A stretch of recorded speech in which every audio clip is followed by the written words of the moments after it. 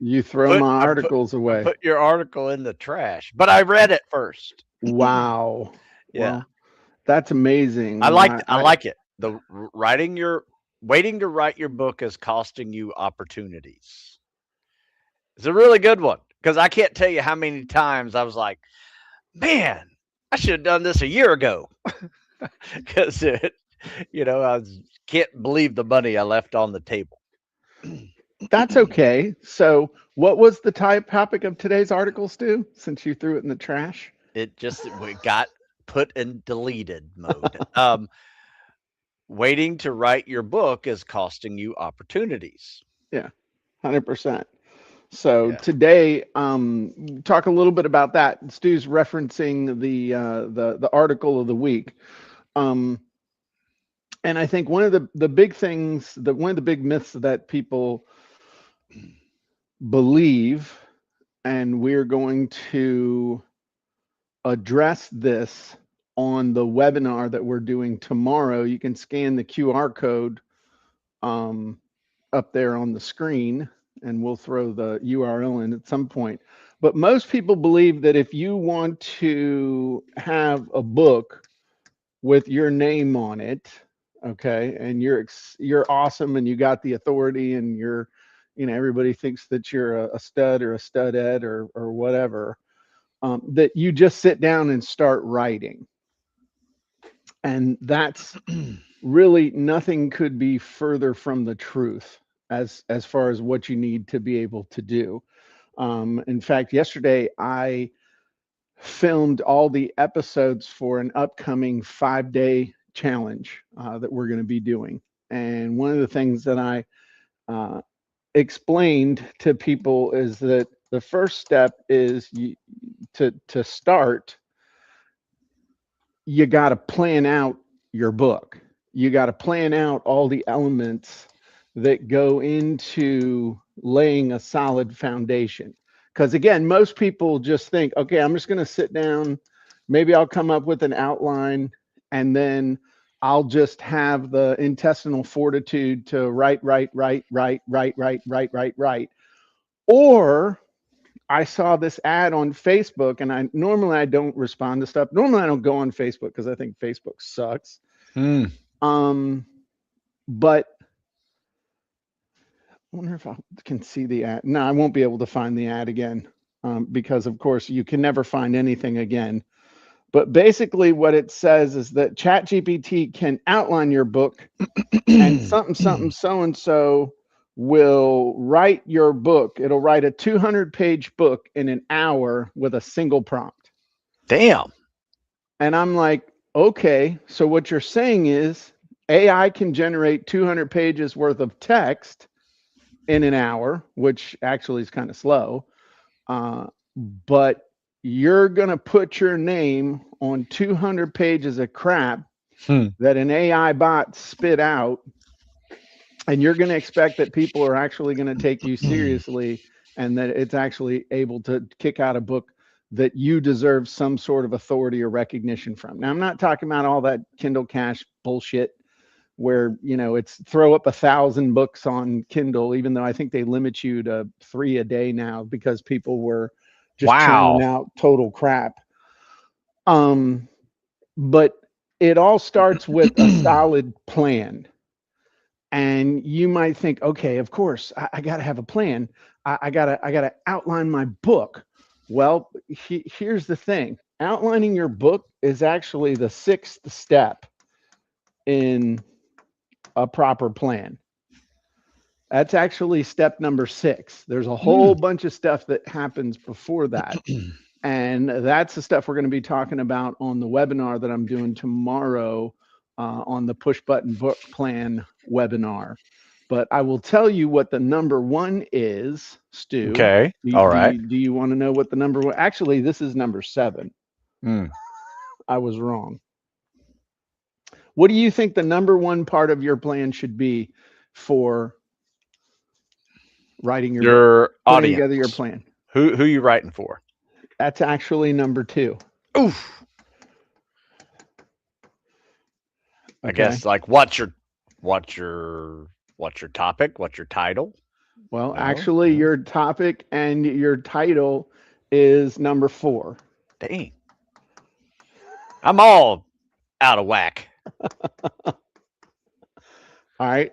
The number one most, and then I'm not going to keep revealing these because then it's, oh, I don't have to show up tomorrow. Actually, I have a Mm, couple cool tools I'm going to be showing you too. But it's your why. Why are you writing the book, and why would they buy it? okay. Now, why do you think that's important? Because writing a book, even if you're using tools like what we have to help you bust it out in a week or two, where it's still your book, it's your stories, it's your ideas, all that stuff. What's the number one thing you tell guys to know before they head off to any kind of selection like buds or anything like that? Yeah. Why are you doing this? Right. And why is why so important? Because I think you need two things to be able to do just about anything, Hmm. right? You need desire and you Hmm. need ability, Okay. right? And why are you doing this is going to answer, your desire why you're doing this. Sure. How bad do you want it? Okay. But it's also going to keep you from doing what? It's on your t-shirt. The t-shirt you sell Never everybody. quitting. Right. Yes. And what's the key element of never quitting? Knowing your why. Knowing your why, having a strong Yeah. enough why that when it's like, oh, I'm tired, I worked like 6 hours today Ooh. on my computer in this climate controlled space. I want to go watch 5 hours of television and call it relaxing. Hmm. You mean you want me to give up half of my Saturday to work on my book that's going to build my business, Jim? You're mean. Um, and what's more important, desire or ability? Ooh. Oh no. I kind of put them in like in a 50-50 thing. Like you need some ability to do this, I but you also understand. you also need the desire to You do it. ever I seen a think kid who had no business making it through buds make it through buds? yes. And he Okay. had pure desire. Okay. Yes. So in my mind, desire is much more important than ability, I give you that. especially if you have a plan and belief. Yeah. Yeah. Okay. So Because you so can have all maybe, the ability in the world and no desire, and you're not getting it done. So well, yes, and I would I think agree. belief kicks in here too. You ever seen any kids that were complete and total physical studs that quit the first week of buds? Absolutely. That's where I was Why? going. Yep. Because they lack desire. They didn't have the Yeah. desire. They didn't They believe believe. that they Yeah. could make it through the next 6 months. Yeah. So, this is the number. Why do you want to write a book? And then to a lesser extent, why would somebody buy it? Which really comes down to your topic, all that good stuff. So, this is what we're going to be talking about tomorrow on the webinar, and the webinar is going to be a preview for the workshop that we're doing next week that we have a few slots open for. I'm delighted that we've sold a bunch of slots, and I had a number in my mind of the total that I wanted to have in there because it's a live Zoom workshop with me leading it for 3 days Mm. or 3 afternoons.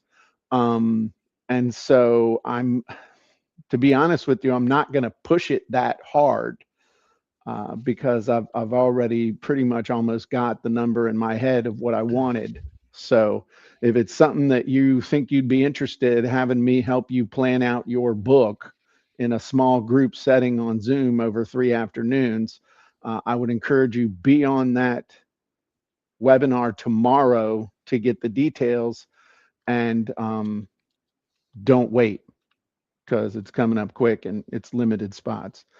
Okay, so the reason why the plan is so important is when you get everything in place, then it creates this greased chute that makes creating the book inevitable and a whole lot more effortless.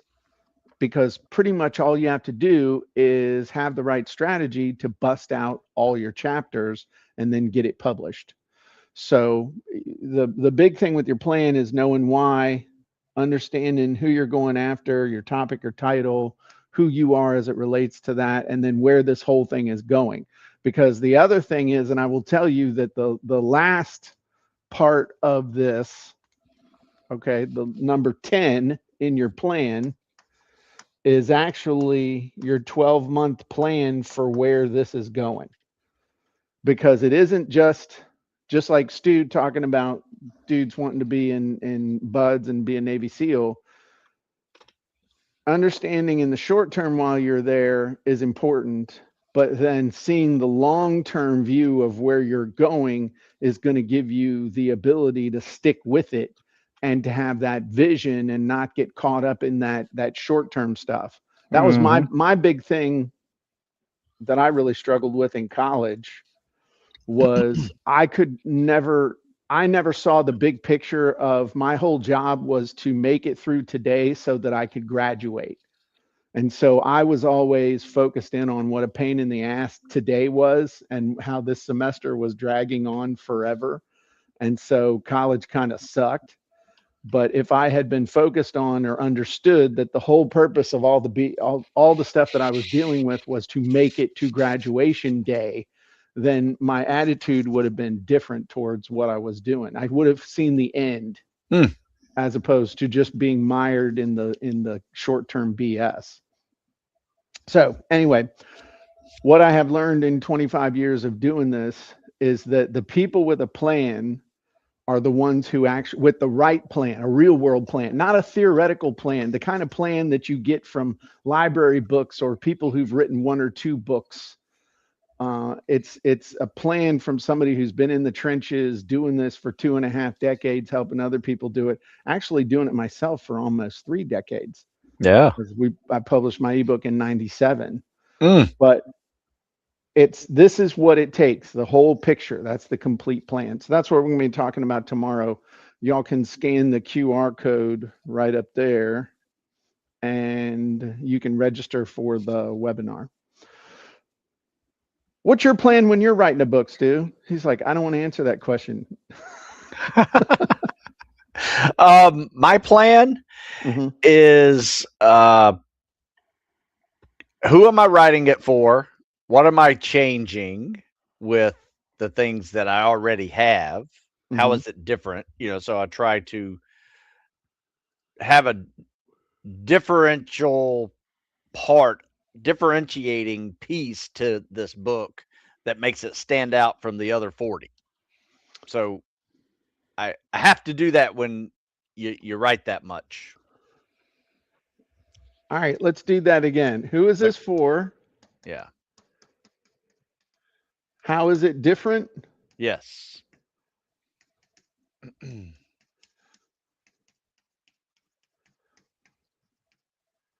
Because that's going to be a Okay. part of my marketing strategy to get longtime customers saying, "Oh yeah, I guess I do need this. I don't have this." And what was the third thing? Who is this for? How is this different? And um I guess what am I writing about is the Okay. biggest thing because um I tend to write about a certain topic of fitness, Right. but every now and then I will veer off and write about something either more general, more specific to that niche, or something completely different but it related. So you make a great point. This is what I'm hearing. Okay. Um. So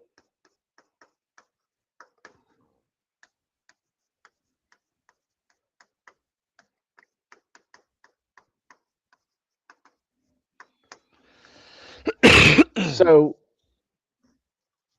this right here is million-dollar advice. I need to zoom in on this because you're instinctively doing something that a lot of people totally screw up. Okay.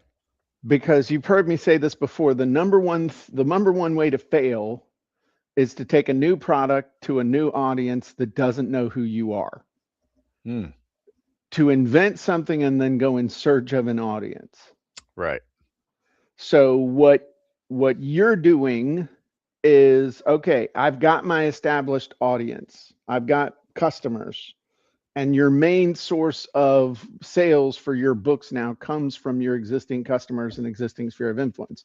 You've been Yeah. working for 25 years to build that up. You've taken care of them, you've grown with them, you've aged gracefully with them. You're helping them to be, flexible and stuff. Right. But you don't just come out with new stuff. It's new but related. In Yes. other words, you came out with your book, The Never Quit Mindset, right? Yep. Okay. But that was related to all the stuff you had been teaching. What the hell are you eating? Did you Gummy. bring enough for everybody? It's a vitamin gummy. Hmm. It's new but related. You'd been teaching tactical fitness for 15 years or so, and then you decided to do what? Start teaching people about M Um, word. mobility. Hey, look at you. There you All right, go. mobility. That was about 10 years ago was when you started doing mobility, introduced Yeah. Mobility Day. I liked it because I was getting tired of getting beat on 6 days a week. I'll be just being real. Hey, yeah. Okay, new but related. What you didn't do was come out with Stu Smith's cookbook. Mm. You didn't come out with Stu Smith's guide to beagle breeding. You didn't come out with Stu Smith's guide to woodworking or lawnmower repair. Okay, True. that's the key. Once you got an audience, you come out with new stuff that's related to the stuff they know you for, trust you for, and are paying attention for. As opposed to the other stuff you're writing about are existing problems and existing results, but there's been some sort of what? The C Change. word, change. Look at you. Change. Yes. Anytime there's a change creates opportunity. Yeah. People look at change and they freak out and, "Oh, this sucks. Why can't stuff stay the same?" If everything stayed the same, there'd never be an opportunity for any of us. I learned that when I was in the mortgage business. When I started in the mortgage business in 1991, there was a big change to the way that FHA mortgage insurance was calculated. It was a huge pain in the ass for people to understand. It was a fundamental change. And to be honest with you, real estate agents are not real receptive to change. They just want things to go their way and collect their commission. Mm. So this affected a lot of, I would say, 20% of all the transactions that were going on in Williamsburg at the time. My point is that there was a big change. So what I did, instead of going out and competing with people trying to get the same loans, that there were other people who'd been in the mortgage business longer than I had been alive that these people knew, what I did was I sat down and I learned all about how to calculate these things with FHA and how to qualify people for an FHA loan. I sat with the underwriters and had them teach me everything. And in about 3 days, I became an expert on this topic. And Mm. then I ran out and I started doing 2 to 5 minute presentations for any real estate agent that I could get my hands on. And it basically was, hey, have you heard about the changes in FHA insurance and how it affects whether people can afford to buy a home from you or not? Yeah, I've heard about it. Do you know how to calculate it real quick so that you can see if people are qualified. No. Can I take 2 minutes and show you? I've even got a cool, and I made this handout. It was like algebra. And Mm. I made this handout, this form that they could fill out and use a calculator with. And I simplified the entire process because God forbid a government agency should simplify everything. So I basically reduced all these formulas down to this one simple formula that worked every Cool. time. Cool. And so that's how I made friends with about 20, 25 different agents in Williamsburg. And that's how I got my in, was by not trying to do what everybody else was doing, but looking for that change and jumping on that change to help people adapt to change quickly. And I know you do that with your books because what's the big change that happens with PT tests? They change everything. Right, They change the name, they change the standard, they change the exercises. right. Yeah, yeah, And that means somebody has to change their whole approach to training for this thing, yeah. which means they need a new Book. book. That's right. Or a coaching plan. Or a coaching program. Yeah. So I did rearrange the way you gave me the questions, because it's who is it for, what am I writing about, and how is it different? That's great. Okay. And then I think some sub questions in, what's changed to make this necessary and not just me too, because that's a lot. There's a lot of me too stuff out there, which is fine. But what people do is just they do a me too book or they do a me too something. Mm. But what's missing is the story. What's missing is their story. Yeah, there are plenty of books out there on how to write a book, but none of them have my story in it. None of them have my story of how I wrote my book, took 4 years to do it, realized that I was doing it all wrong, embarked on a whole lifelong journey of figuring this out. Along the way, have helped countless authors do it themselves as well. My story is what matters. There are a bunch of different copywriting books out there in the world, right? You Yeah. know, my book sold into the six figures. Okay. Why? Because it had a story and it had my experience baked into it. There are a lot of books out there that teach you how to do a push up. True. Okay. But Stu's a best selling author of many different fitness books. Why? Because he's Stu Smith. Mm. What's it like to be Stu Smith? Just an old man trying to stay relevant, Jim. That's not true. In fact, I Um, got a good quote from you for you from an army general, uh-huh. General Shinzeki. If you don't Mm-hmm. like change, you will hate irrelevance. If you don't like Mm. change, you will really hate irrelevance. So that's one of them. Was he into whole Zen thing? You know, I don't know. He was just evolving with the times, Jim. That's because technologies in the 2000s, 2005s were blowing up. there you go. He was figuring it out. I had a couple of quotes that I really liked. That one of them was really made you think. The Zen and peace you find at the top of the mountain is the Zen and peace you brought with you. Ah, I like that. I thought that was a good one. That's yeah. Maybe when you get older, you appreciate those kind of things. What's up, Paul? What's up, Dave? Vicky, C. Ray. All right. Um, so why do you think the who's it for comes first? Why do you think that matters? Well, I mean, why are you writing a book in the first place? You want somebody to read it, Sure. and that's going to help you narrow down who you're writing it for. Just like if you're giving a presentation, who's your audience?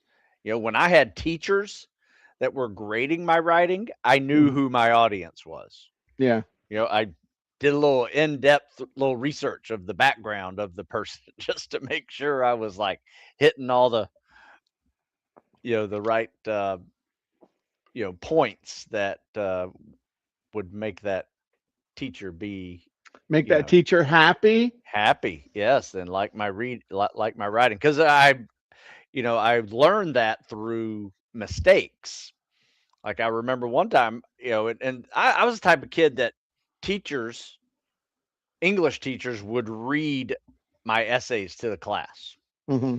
They're like, "I want you to read this," or "I want you to listen to this," and I was wearing a football jersey, played football, and I think I was just, you know, uh, wasn't the typical English student, You were the Renaissance jock.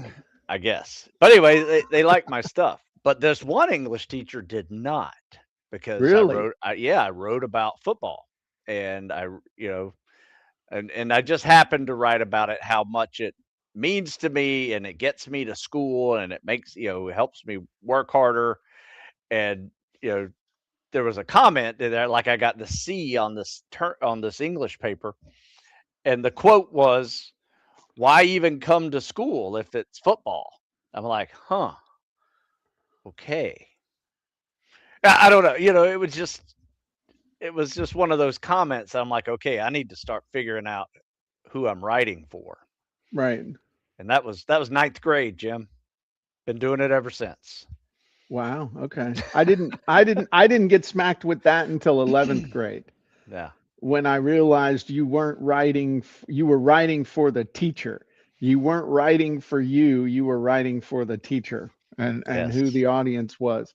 And I learned that about speaking too, Yeah. because, and I'll never forget, I was, my 11th grade history teacher was a real great mentor of mine. She took me under her wing and like really helped me have a love for history, and was a real advocate for me.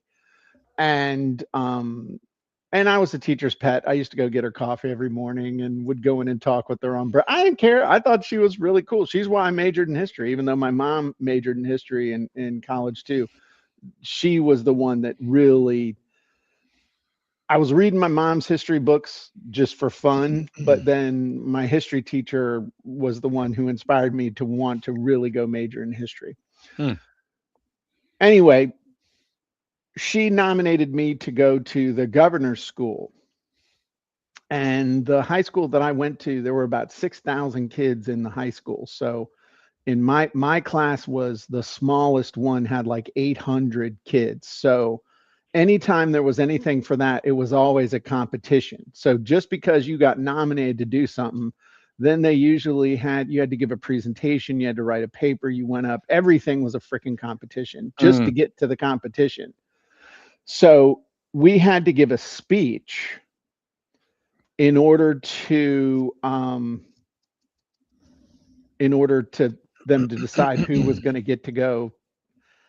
And I gave my speech. There was a thing in the news about a teacher in the Fairfax County school system who had done something wrong.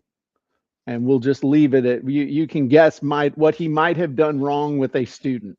Mm. And I spoke for 5 minutes as to why he needed to be fully prosecuted by the law and all this other stuff, and needed to have an example made of him. Not the right topic for a panel of teachers. So let's just say that I did not make it to the next phase of the competition. But Damn. to Mrs. Altman's credit, she said, "Okay, James," she called me James, Hmm. "governor school isn't going to happen, but I think I can get you into Boys State." Oh, Because to go to Boys State, you didn't get interviewed by teachers. You got interviewed by guys at the American Legion post, yes. and I was their boy. Yeah. I did Boys State. That was Johnny good. did Boys Good State time. 40 years after me. Johnny That's went to cool. Boys State.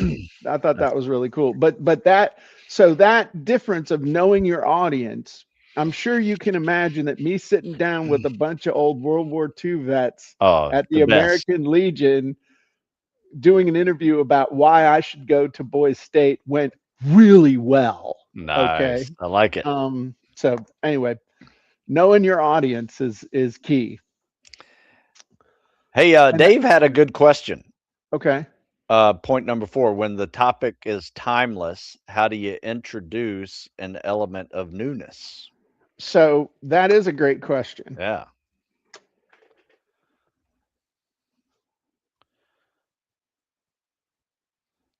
I think I will give you, well, one way is with examples.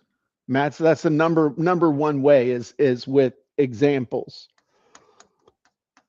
of how it applies in today's world. Another way is with stories, new stories. And right to go along with that are experiences. So basically all the soul stuff, stories, observations, unique perspective, lessons learned, that's what introduces an element of newness to anything. Hey, for example, all the principles in this book, dude, they've been around since before I ever said these from the Sears catalog. People were doing Timeless. stuff, timeless stuff, but giving examples of, hey, this is what happened when I did this on this website, or when I did this in this mail that came out, or I did this. These are the words that came out of my mouth the other day on a podcast. Yep. So principles are timeless, but examples are timely. Yeah. That's why you see people kind of, that's why I say the minute you stop doing it is the minute you start to become irrelevant, Yes. because all of your examples are from 30 years ago, not 30 days ago or 30 minutes ago or even 3 years ago. Right. And so the way you make it relevant or element of newness is doing it, applying it, seeing it in different scenarios, and that's what you can share with people. That's a really good question, Dave. It is a great question. Another one is too is just technology changes it. You can have a timeless topic, but now, remember when we came up with this podcast idea? Did we change anything that we teach? I mean, we're teaching the same things. It's just a new method to get the word out there. Yeah. Yep. And I think also, you look at like copywriting or content creation and AI. I can go to ChatGPT right now. And in fact, let's do this, Stu. What the hell?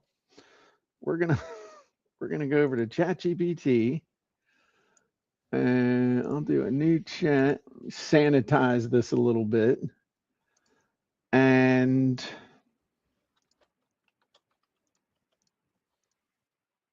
here we go. Ready? Write me a sales letter for a hair care product called Stu Smith's Super Cream. Okay. All right. So write me a sales letter. Finally, a hair care product that looks ridiculously effective. Introducing Stu Smith Super Cream, a rich, smoothing, follicle glorifying formula that helps tame wild hair, add shine, reduce frizz, and make you look like you've got your life together. Then someone looks on it, dries, puffy sides, super cream, blah, blah, blah. Men whose hair turns into a haystack by noon. So, okay, it's a sales letter. What's missing? A story. Okay, what else is missing? A guarantee, testimonials, Ah, yeah. proof. Um, okay. Soul. Does problem agitate? Doesn't do eliminate. All right. I'm just saying it's, you can ask it for stuff and it'll give you stuff. Okay, let's do this. Hmm. Write me a chapter for a book in the style of the famous tactical fitness author Stu Smith. And the title of the book is Unstoppable Mindset. And this chapter is about how picturing yourself being successful and visualizing is the key to intestinal fortitude. Mm. All right, there you go. So, oh, chapter 7. Your brain works from pictures, Stu. Tough people rehearse victory. Do you see how it's writing it though? I mean, it pain picture versus purpose picture. Hmm. See yourself respond, see the challenge, see the outcome. When you fail, what Steve Smith would tell you. Hmm. Eh, Looks like it's writing a poem. that's what I was Yeah. getting at. It looks like a poem. Like, oh, Yeah. that's because you're not prompting it right, Jim. Let me tell you something, Scooter. My happy little ass can prompt with the best in the world. Okay. Don't you worry about that. But even if I had a 2,000 word prompt here, unless I'm giving it the actual content that I want it to turn into the chapter for me, it's still just AI slop. It is the average answer that ChatGPT or any AI, Claude includes, oh, Claude's so much better than OpenAI. Okay, some people think Gemini's great. It's kind of like Crips versus Blood or Bud Light versus Ultra. You know, Mm. I don't care what your favorite thing is. The key is that, yes, you can prompt like hell, but if you don't know whether what it's giving you is any good or not, and if you don't know how to turn it into something useful for your target audience, all you're doing is creating a pile of digital slop. You're making a mud fence. Mm. So, and it is interesting on this. But here, you know what? We're going to take that same prompt and we're going to go over to Gemini. All right. And we'll ask it for the same thing. In fact, we can go over to Grok and ask it for the same thing.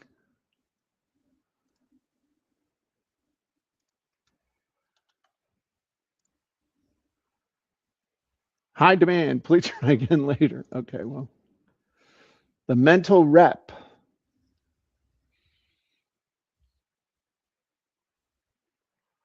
Okay, that's A okay. little I better. mean, That's a little it's better. it's a little better. It's probably what, about 500 words, 600 words. Morning prep, pre-workout rehearsal, nightly review. Okay, you know, it's kind of like, okay, there's nothing special in it. There's no soul in it. There's no life. There's no story at the beginning of, we just finished around the world. Mm. No, you dirty minded sucker, not that around the world in buds, where we had paddled all the way around the point of Coronado, and we made it back 2.5 hours before any other team.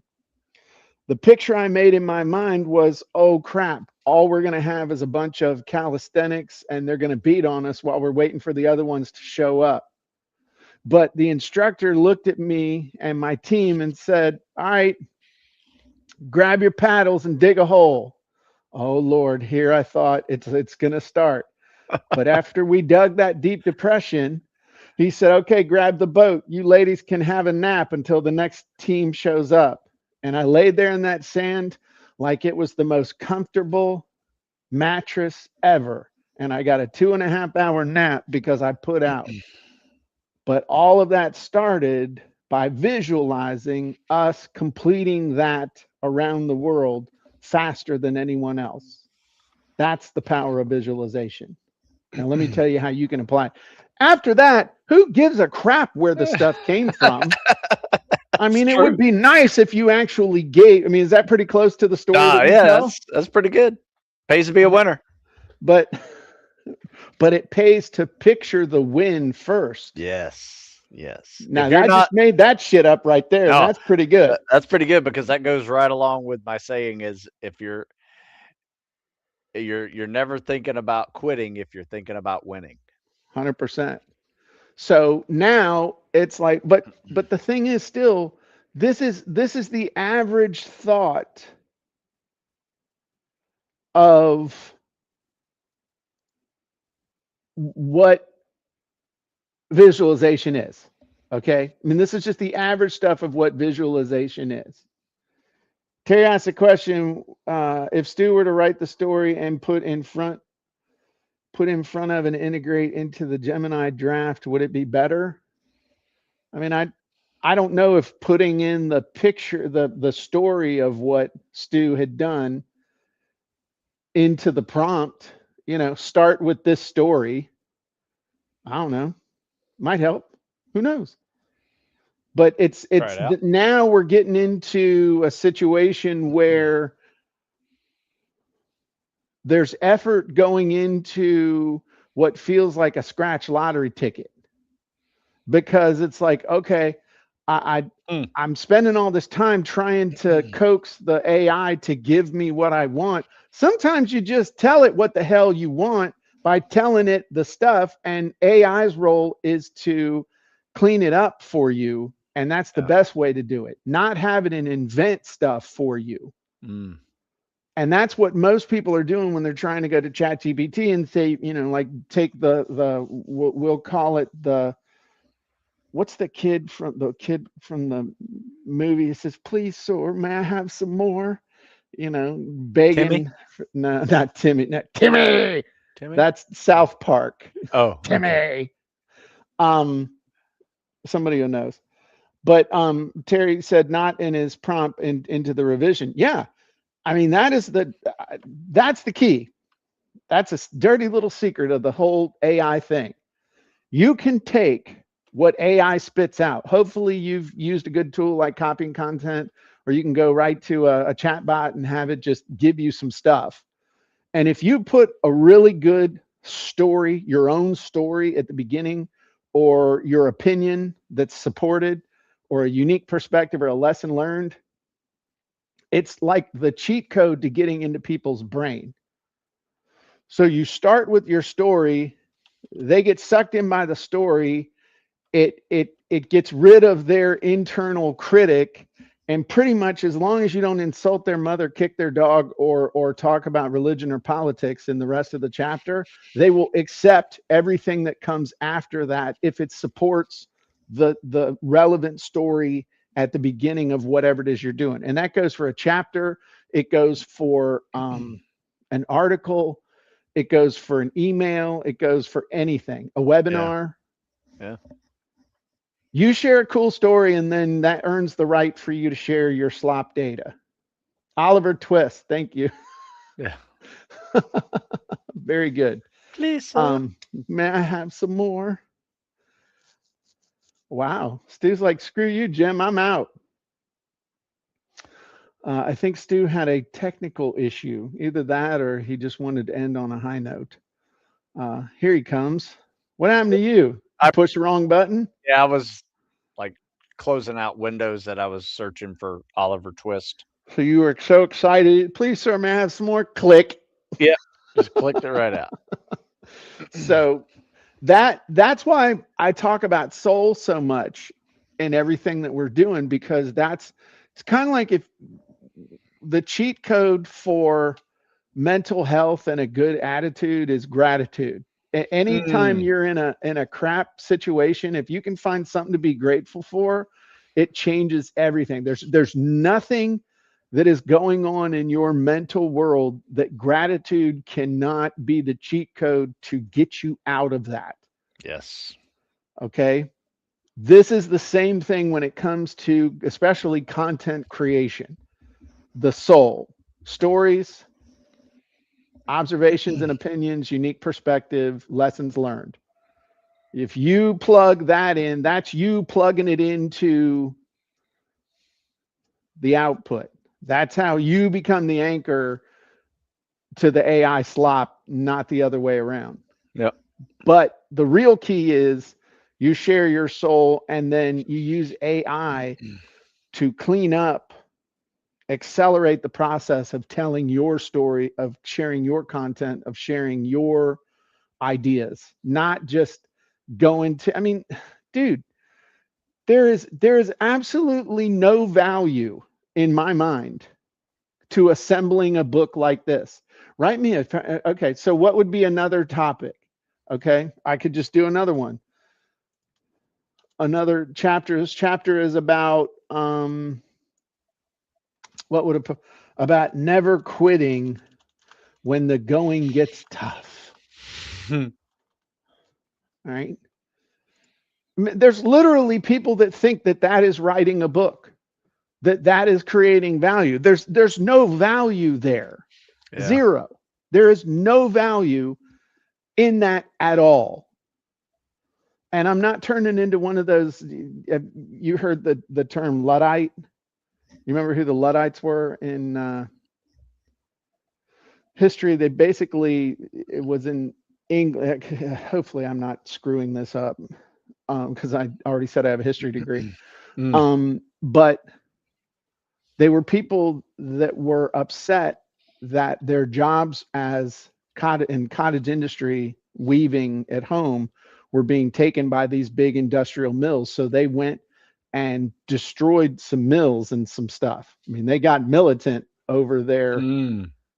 ire around technology. That's not me, but embrace the suck, the tactics of never quitting. I didn't tell them that. So muscles are screaming, brain is begging, anatomy of the quit. Mm. So Forgan quit demon doesn't usually announce itself. It's quiet, rational Hey, sounding voice that's trying to negotiate with you. Sounds like you gave it a good shot. it found my quit demon article. Did it? Yeah, that's Okay. what I write about the quit demon all the time. Yeah. Okay. Could it be Satan? Um so I mean you could literally sit here and in about 2 hours, if you had a little outline, Gemini could write a basic ebook for you. Yeah. So what? Right. I mean that it's like okay, so AI wrote a book for you. Are you invested in it? Are you in it? Can you teach from it? Does it make you a real author or are you just a fraud? How do you feel about that book? How would you feel if people found out that's how you wrote your book Oh that you're yeah. standing on stage trying to be an expert with? Now, I'm not saying that AI is bad. I'm just saying, do you want to use AI to amplify and accelerate your journey, or do you want it to use it to replace you? Plus, it's not your stuff. It's just like this thing. So anyway, I'm not sure how the hell we got on that, but it was just fun. Yeah. But there's and it's only going to get AI is only going to get better at giving you more with less. But part of the reason is because AI is enabling people to not have to think. But if you still want to create something that's going to make a difference in the world and something that's going to be cool, AI is a tool, but it's not a replacement for your experiences, your stories, all that stuff. Because ultimately that's all that people really want. They want a Mhm. human connection. They want to know that this works and they want to know that it worked for a real person. Or maybe I just need to retire and I'm done. What do you think, Stu? Just quit? Mm. Nah, never quit. That was too easy of a setup, by the way. Yeah. So, anyway, if you would like to learn the what and why of planning your next book, scan that QR code up there and you can be in our webinar tomorrow where I'm going to explain all the what and why of planning a book, a real book plan. And next week on Tuesday, Wednesday, and Thursday from 1 to 4 each day. I'm going to be teaching a hands-on workshop for a very limited number of people where we're going to walk you through everything that I'm going to be teaching tomorrow, helping you do it, giving you feedback, literally teaching you, demoing, throwing the timer up on the screen, and you're going to leave in that 3 days with your entire book planned out, no matter how you Nice. choose to write it. It's going to be pretty cool. And Terry Kozlowska shared the Luddite movement was a radical uprising by English textile workers who destroyed machinery, protesting against wage cuts, de-skilling, and unsafe working conditions during the Industrial Revolution. Well, there you go. So I'm gonna say maybe I've watched too many reruns of the movie The Terminator. Remember when the Terminator came out in '85? Oh yeah, yeah. And Classic. do you remember? Now you won't remember this, but I do. Do you remember the Nikes that Kyle Reese put on? They were the black Nikes with the silver stripe, and they had a silver strap around the top. And I had those Nikes, and I was like, "Oh my God, he's wearing my shoes." Anyway, Product placement. but I have a feeling that you are going to see movements of people coming out vehemently against AI. I think you're Yeah. going to start to see, like, as soon as it gets a little bit more quote unquote intelligent, you're going to see movements of people coming out against it, and people that are trying to live an AI free life, AI free zones, and all this. It's going to be very sci fi ish. So Yeah. we'll Well, see. already somebody attempted to like burn the house down of I don't know who was Sam it? Altman. Sam Altman. Yeah. Yeah. Yeah. Yeah. Yeah. We do not With him in condone it. anything like that. Yeah. Not good. Okay, cool. Well, everybody had before this takes a turn. Yeah. Anyway, scan the code, jump on the webinar tomorrow. If you feel so led, sign up for the workshop next week, and we will see you next time. Bye-bye, everybody.